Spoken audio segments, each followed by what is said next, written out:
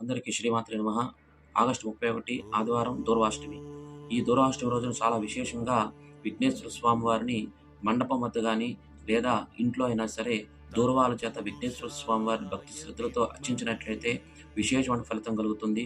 కావున తప్పకుండా అందరూ కూడా చేయండి. ఇంకా ఈ యొక్క చేయగలిగిన వారు గణపతి అధర్వణ శీర్ష పూర్వోక్తంగా గాని, స్వామివారిని సహస్రనామార్చన గాని, మరియు తెల్ల జిల్లేడు పుష్పాలతో స్వామివారిని అర్చించినట్లయితే తెలిసి తెలియనటువంటి కష్టములు, రాబోయేటువంటి కష్టములన్నీ కూడా తొలగిపోతాయి. అలాగే విఘ్నేశ్వర స్వామివారిని భక్తి శ్రద్ధలతో, గరికలతో 108 సార్లు గం గణపతయే నమః, గం గణపతయే నమః అని చేస్తూ ఉండండి. అలాగే పిల్లలకి ఉన్నతమైన విద్య, ఉద్యోగంలో ఆటంకాలు అన్నీ కూడా తొలగిపోవడానికి కూడా చాలా అరుదైన అవకాశం. కావున ఈ గణపతి నవరాత్రుల్లో ప్రతి ఒక్కరూ కూడా మీ మండపాల దగ్గరైనా సరే, లేదా దేవతామూర్తి ఇంట్లో అయినా సరే కంపల్సరీ చేయండి. విఘ్నేశ్వరుడి అనుగ్రహానికి పాత్రలు కండి. శ్రీమాత్రే నమః.